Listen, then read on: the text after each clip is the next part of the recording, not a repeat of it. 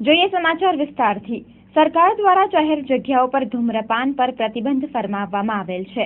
ઉપરાંત 18 વર્ષથી નાની વયના લોકોને તમાકુ કે ધૂમ્રપાનના પદાર્થો વેચવા ઉપર પણ પ્રતિબંધનો કાયદો અમલમાં છે। ત્યારે પોલીસ વિભાગ દ્વારા સમયાંતરે આ કાયદાનું પાલન થાય તે અંગે અચાનક ચકાસણી કરવામાં આવતી હોય છે।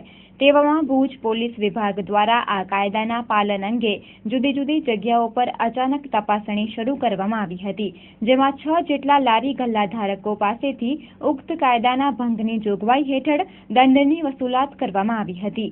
ભુજ એ ડિવિઝન પોલીસના પીઆઈ શ્રી દેસાઈના જણાવ્યા મુજબ જાહેર જગ્યાઓ પર ધૂમ્રપાન પ્રતિબંધ અને 18 વર્ષથી નીચેની વય ધરાવનારાઓને તમાકુ વેચવા પર પ્રતિબંધના સરકારના જાહેરનામાનો ભંગ કરનારાઓ સામે ₹200 અને તેથી વધુના દંડની જોગવાઈ કરવામાં આવી છે।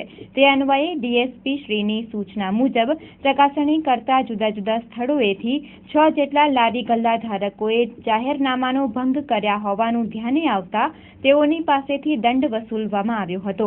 વધુ માહિતી આપતા શ્રી દેસાઈએ ચંચળ ન્યૂઝ સાથે વાત કરી હતી। જાહેર સ્થળો પર પાનના ગલ્લા પર રોડ પર કે જે જાહેર જગ્યા કહેવાય છે તેવી જગ્યાઓ પર કોઈ પણ વ્યક્તિ જાહેરમાં ધૂમ્રપાન કરે, તમાકુનું સેવન કરે અથવા તો દુકાનદાર 18 વર્ષથી નીચેની ઉંમરના બાળકને કે સગીરને તમાકુનું વેચાણ આપે, વેચાણ કરતા પકડાય તો તેઓને વિરુદ્ધ ગુજરાત તમાકુ નિયંત્રણ અધિનિયમ હેઠળ સ્થળ દંડ ₹200 કે તેથી વધુ વસૂલ કરી શકાય છે।